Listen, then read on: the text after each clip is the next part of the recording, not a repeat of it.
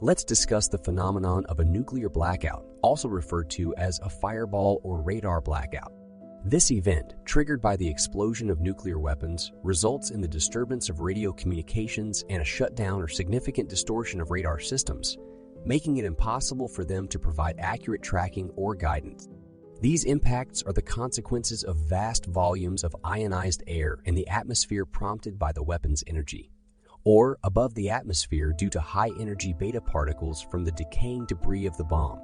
First observed during the earliest days of nuclear testing, the power of this phenomenon became apparent during the 1958 hardtack and Argus nuclear test.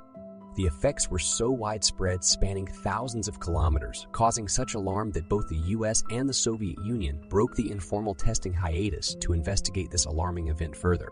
For anti-ballistic missile (ABAB) systems, a nuclear blackout is a significant issue. Should a warhead explode in the upper atmosphere just outside the range of defensive missiles, it creates a sort of smoke screen behind which other warheads are hidden. This poses a serious threat to defense systems, as seen during the LM-49 Nike Zeus program in the late 1950s, which was eventually canceled due to the nuclear blackout effect. Notably, nuclear explosions near the ground lead to extensive interaction between dense atmospheric layers and the released subatomic particles. Their energy is strong enough to heat the air to incandescence, forming a spherical fireball almost immediately after the explosion.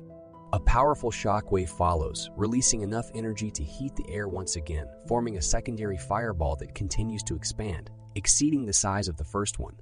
As the energy within the shockwave gradually reduces, it eventually stops heating the air, leading to the shock front becoming transparent. This point is known as breakaway. The impact of a ground explosion and the subsequent estimated size of a fireball can be determined using a specific formula.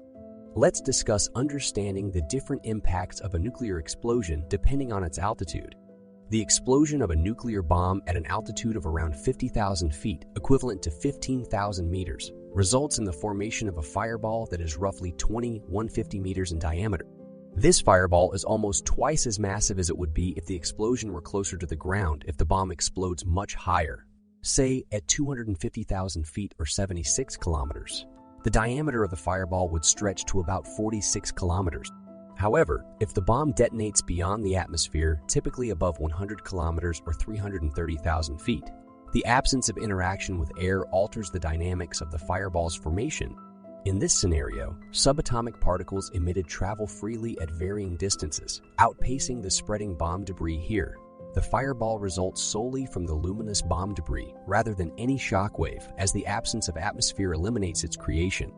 Although the fireball itself doesn't pose a substantial radar issue, the subatomic particles' interaction with the atmosphere beneath generates secondary effects that obstruct radar signals as effectively as a low-altitude fireball.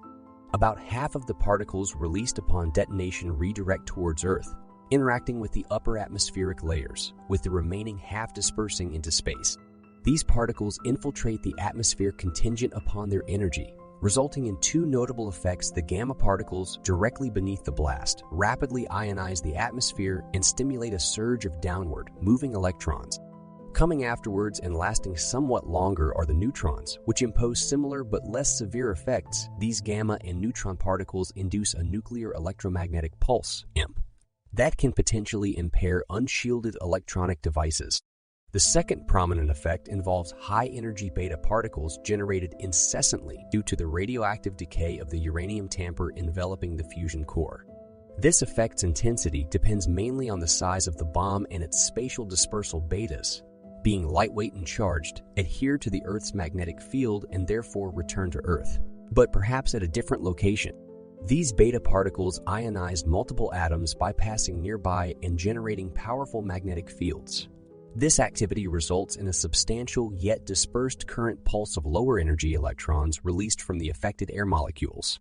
Occurring between 50-60 km, it forms an ionized air disk around 10 km thick and several hundred kilometers wide. Furthermore, beta particles flowing parallel to the Earth's magnetic field create similar effects where the field intersects the atmosphere. The bomb must explode within these locations north and south of the equator to maximize the effect and consequently produce the strongest possible signal at the correlating magnetic area. Quantum mechanics dictate that when attached to atoms and molecules, electrons naturally inhabit different energy levels.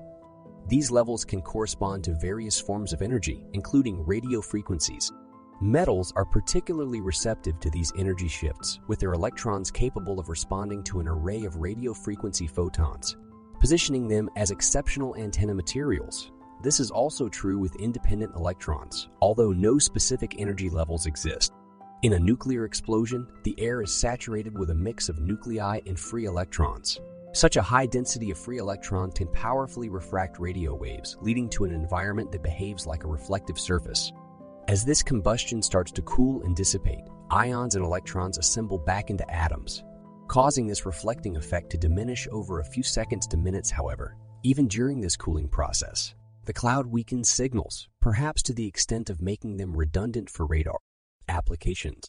Total reflection from the fireball happens when the radio frequency is lower than the plasma frequency, based on the number of free electrons per cubic centimeter. With a 1 m wavelength 300 MADC signal, total reflection happens when the density reaches 109 free electrons per cubic centimeter even at low densities. The ionization can refract radio energy. Attenuation occurs due to electron collisions according to certain parameters. If the explosion happens within the atmosphere, a highly energetic fireball forms and releases significant amounts of visible and UV light. This rapid energy release cools the fireball to around 5,000 dE, and further cooling is achieved through thermal transfer with the surrounding air mass. This process can take several minutes, and as the air density decreases at higher altitudes, the fireball remains ionized for longer periods. At altitudes ranging from 100,000 to 200,000 feet, 30-60 km, the air density is not significant enough to make a substantial effect, and hence the fireball continues to cool radiatively. This process is generally described through a radiative recombination constant. The concept of blackout, a complete obstruction of visibility with 109 free electrons per square cubic centimeter made possible by about 10 tons of fission products for each square kilometer, is a key issue in missile defense systems. This can occur due to large, opaque regions masking incoming warheads, rendering defensive interceptor missiles redundant due to late appearances of the warheads. This isn't much of an issue for short-ranged interceptors like Sprint, since the interception process happens at altitudes and ranges where fireball growth is limited and hence doesn't block a considerable area of the sky. However, in the event of an attack involving dozens of larger warheads, the situation changes and blackout becomes more concerning. It's also problematic if multiple interceptor missile warheads explode in proximity, which could conceivably happen given firing more than one defensive missile at an approaching threat is often necessary for ensuring successful neutralization. This problem was examined during Operation Dominic tests in 1962, wherein a feasible solution was determined, using a network of multiple radar systems and choosing the one with the best target view, although this would increase costs significantly due to the expense of the radar systems, like it occurred with Nike X systems. For longer-ranged missiles such as Spartan, high-altitude explosions can prove to be a more serious issue, with a single explosion potentially blanketing an area of up to 400 kilometers in diameter at an altitude of about 60 kilometers. This could make it extremely difficult for the Spartan to target warheads with its X-ray warhead, as its functioning depends on the explosion occurring outside the atmosphere. Hence, it would have to either confront the ensuing warheads with short-range weapons like Sprint or target all approaching warheads long range in anticipation of a blackout attack. Complex attacks involving multiple blackout explosions emerged as a cause of considerable concern. It's also noteworthy that there's a direct correlation between the radar's wavelength and the required antenna size for a given resolution. Let's discuss the power and strategic implications of exoatmospheric detonations on long-range early warning radars, such as the PAR or Soviet Dnestr.